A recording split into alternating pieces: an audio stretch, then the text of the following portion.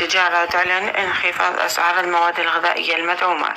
أعلنت وزارة التجارة اليوم الأحد عن انخفاض أسعار المواد الغذائية المدعومة، وفيما حذرت المتلاعبين بالأسعار بإجراءات قانونية.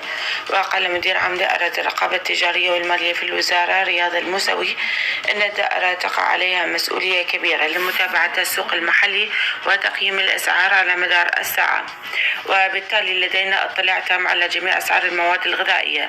وأوضح أن الحملة التي تقوم بها الوزارة بفتح منافذ البيع المباشر لبعض المواد الغذائية وبأسعار مدعومة هي ليست جديدة، وإنما انطلقت قبل مدة وبدأت تؤثر على انخفاض الأسعار في الأسواق، ومؤكدا أن الحملات الكبرى التي قامت بها الوزارة أدت إلى خفض أسعار المواد المدعومة من قبلنا.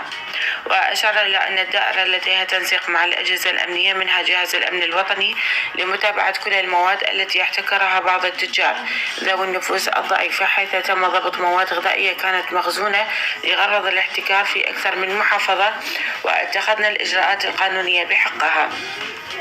وأضاف أن الإجراءات التي تتخذها الوزارة ليس الهدف منها ضرب مصالح التجار، وإنما لتنظيم العمل لمنافستهم، علما أن أغلب هذه المنتجات هي محلية من القطاع الخاص، لذلك فإن الوزارة تدعم المنتجات المحلية.